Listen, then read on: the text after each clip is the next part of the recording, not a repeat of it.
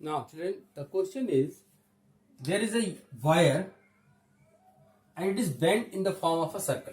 This is straight wire of uniform cross section. That means everywhere area is constant, is bent in the form of this circle. And there are 2 points on its circumference as A and B, which are connect with the battery, a cell of voltage V, which provide a current I. The lower arc makes an angle alpha. So what will be the angle made by the upper arc? It will be 2 pi minus alpha. What you need to find? We have to find the magnetic field at the point, at the center O. Okay. So we know the formula of magnetic field because of a sector. We know that if there is a wire is bent in the form of circular arc, which makes an angle theta of radius r, then magnetic field at this point O is mu naught upon 4 pi theta I by r. This is the formula for the magnetic field at the center because of a small arc. Theta I by r. Theta is a angle, but remember that theta is always in radians. So I need to apply this formula here. There are 2 arcs. This one is a lower arc. Suppose that this one is 1 and this one is 2. And assume that the length of lower arc is L1 and the upper arc is L2.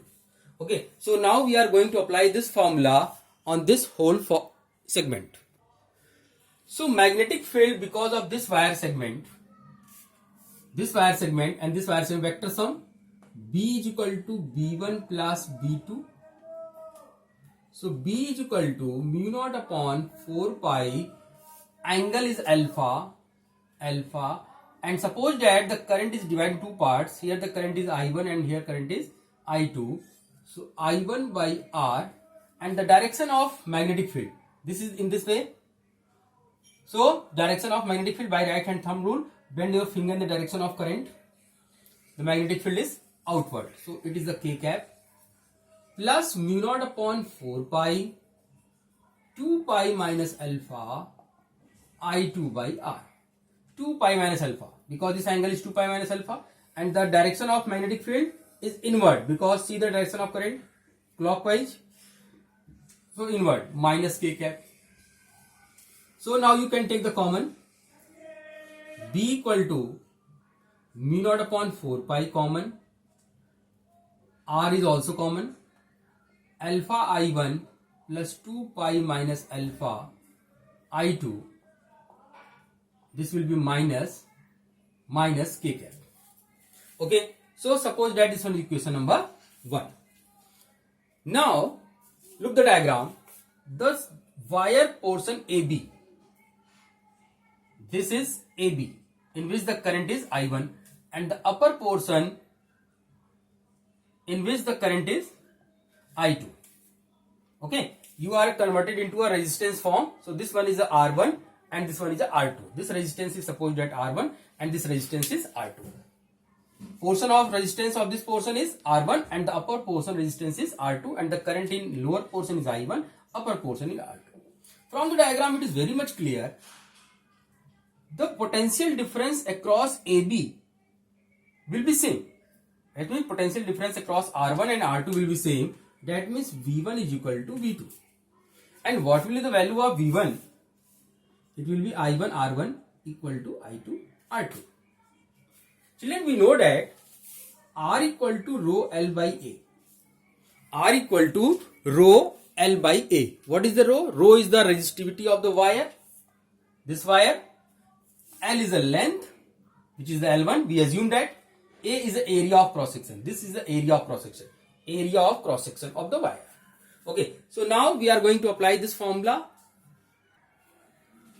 So when I put the value I1 rho L1 by A, because rho and area will be constant. I2 rho L2 by A. Rho cancel, A cancel. What we get, children? I1 L1 is equal to I2 L2. Now one more concept is here. If this is a sector, makes an angle theta, radius is small r, then L equal to r into theta. Length of the arc is equal to radius into theta. length of the arc is equal to radius into theta. So I can change L1 in what? I can change L1. L1 means alpha into radius, whose radius is r. Alpha r is equal to I2. The upper angle is 2 pi minus alpha into r. R cancel. So what we get, children? I1 alpha is equal to I2 2 pi minus alpha. Equation number 3. Now see the equation number 1. Alpha I1 is replaced by this number. Alpha I1 is replaced by this number, and this is same as this. When you replace the alpha I1 by this number, they will be cancelled. So what is the magnetic field at the center? It will be, from equation 1 and 3, B will be 0. So the main concept is whatever the value of angle, magnetic field at the center is 0. When you equate equation 1 and 3, when you put the I alpha 1 in this equation, when you put the value of equation 3rd in 1, what will the B? B will be 0. It told that whatever the ratio of angle, magnetic field is always 0 at the center. Thank you.